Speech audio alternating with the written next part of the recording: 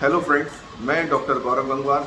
हम कर रहे हैं आपके साथ हेल्थ की बात। तो इसी चीज़ में हम आज बात करेंगे कोलेस्ट्रॉल की कि कोलेस्ट्रॉल क्या है, बैड कोलेस्ट्रॉल, गुड कोलेस्ट्रॉल क्या होता है, हमें क्या करना चाहिए, कब दवाई लेनी भी चाहिए या नहीं लेनी चाहिए, किन लोगों को ज़्यादा लेनी चाहिए, किन लोगों को ध्यान रखना चाहिए। तो एक ये छोटा सा टॉपिक है, हम फटाफट 2-3 मिनट में आज इस चीज़ को डिस्कशन करेंगे। कृपया आप बने रहिए मेरे साथ ताकि हम इस चीज़ को समझ सकें।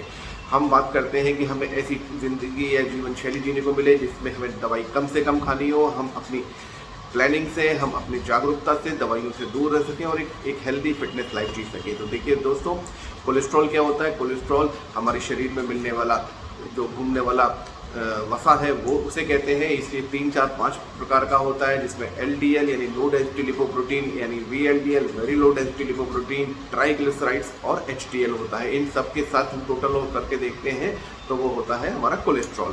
तो सबसे पहले हम बात करते हैं आज एक LDL की। LDL क्या है? लो डेंसिटी लिपोप्रोटीन है। ये सबसे कॉमन कोलेस्ट्रॉल है जिसको हम बैड कोलेस्ट्रॉल भी कहते हैं।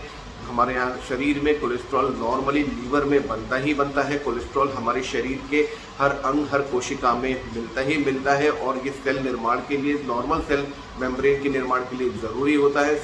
कोलेस्ट्रॉल की ज़रूरत हमारे को विटामिन डी के लिए भी पड़ती है। कोलेस्ट्रॉल की ज़रूरत हमें बहुत सारे हार्मोन्स के लिए भी पड़ती है। कोलेस्ट्रॉल हमारे शरीर के लिए ज़रूरत भी है, परंतु इसका कभी कभी हमारे खान पीन की जीवन शैली से, हमारे चुनाव से, हमारे खाने की आदतों से जब ये डिस्टर्ब होने लगता है तो हमारे शरीर को नुकसान पहुंचाने लगता है। जब भी हमारी खान पीन की शैलियाँ ख़राब होती हैं तो हमारे शरीर में कोलेस्ट्रॉल के जो डिफरेंशियल चीज़ें हैं, जिसमें LDL, VLDL, HDL, ट्राइग्लिसराइड्स, इनका रेशियो डिस्टर्ब होने लगता है तो हमारे शरीर के लिए ये घातक होने लगता है। हम बात करेंगे LDL की। LDL को बैड कोलेस्ट्रॉल कहा जाता है। जी हाँ दोस्तों, ये से बैड कोलेस्ट्रॉल कहा जाता है।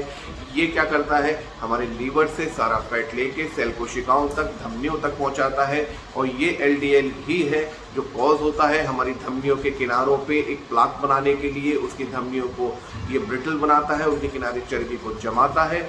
जब कभी जब कार्डियक अरेस्ट या हार्ट अटैक या ब्रेन स्ट्रोक, इस तरह की जो बीमारियां होती हैं, दिल के दौरे पड़ते हैं, दिमाग के दौरे पड़ते हैं, तो यही प्लाक होता है जो रप्चर होता है और ये किसी एक धमनी को पूरी तरीके से ब्लॉक कर लेता है, जिससे दिल का दौरा या दिमाग का दौरा या कोई भी बड़े ऑर्गन्स हमारे उनके दौरे पड़ने लगते हैं। तो ये विशेष बात ध्यान रखनी है। इसके बाद हमें ध्यान रखनी है कि HDL क्या है। HDL दोस्तों बहुत गुड कोलेस्ट्रॉल है, ये हमारे शरीर में मिलने वाला। ये वो HDL है जो हमारे कोशिकाओं से, धमनियों से, इधर से जो बैड कोलेस्ट्रॉल है उसको लेके वापस लीवर तक जाता है ताकि उसे शरीर से बाहर निकाला जाए। LDL का जितना कम होगा उतना हमारे लिए अच्छा होगा, HDL जितना ज़्यादा होगा उतना हमारे लिए अच्छा होगा। इसलिए जब भी अपनी लिपिड प्रोफाइल की जांच कराएं, इस चीज़ को अवश्य समझें। आप बहुत कुछ मात्रा में ही भी अगर LDL कम हो जाता है हमारे शरीर से तो भी समझ लीजिए 15 से 20% कार्डियक डिजीज़ का रिस्क कम हो जाता है।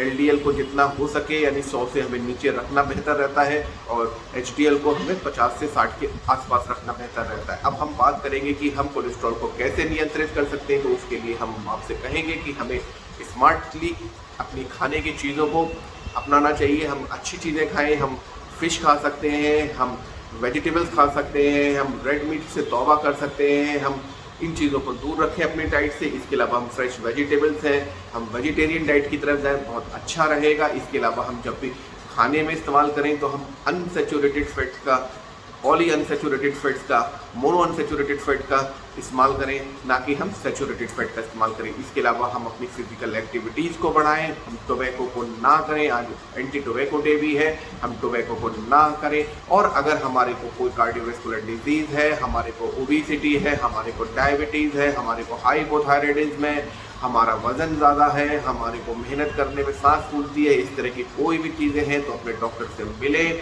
अपनी लिपिड प्रोफाइल की जांच कराएं और अगर डॉक्टर दवाई लिखता है तो हम दवाइयों का सेवन अवश्य करें। अन्यथा आप कोई समस्या हो तो मुझसे संपर्क कर सकते हैं। मैं डॉक्टर गौरव गंगवार, आपका फ्रेंड, आवास विकास कॉलोनी आगरा से। नमस्कार।